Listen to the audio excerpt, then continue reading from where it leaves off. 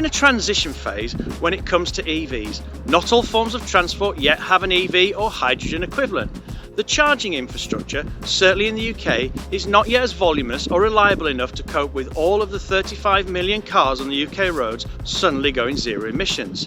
The same issue exists in most European countries, so collectively there is still an enormous amount of work to do. So when it comes to what will be for most businesses a huge shift in transport strategy, data, or rather insight, is going to be key to supporting knowing what and when to change. For example, understanding current journey patterns that are undertaken and then being able to efficiently plan different routes in the future to meet the transport needs are just two pieces of insight from data that will support businesses moving to new transport technologies.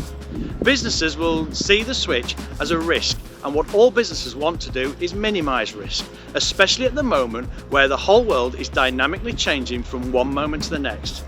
So those suppliers that can provide insight are seen as enablers and add value to their clients in this transition, who will be the ones who prosper.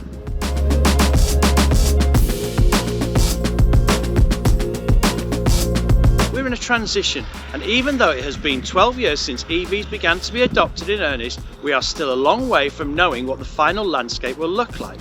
What is for certain in the coming years is that vehicles will change at an increasingly rapid rate in terms of their capability, their range and their price. Charging infrastructure will dramatically improve, government legislation will tighten, forcing the adoption of clean technologies, not just in transport, but in all areas of business.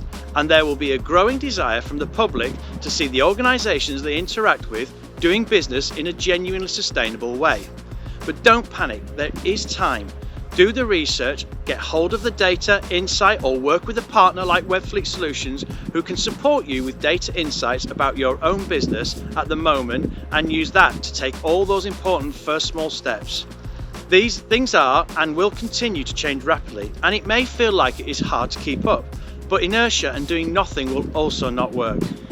We are here witnessing the biggest change in transport since the horse and cart were superseded by the combustion engine, and not all the answers are known yet.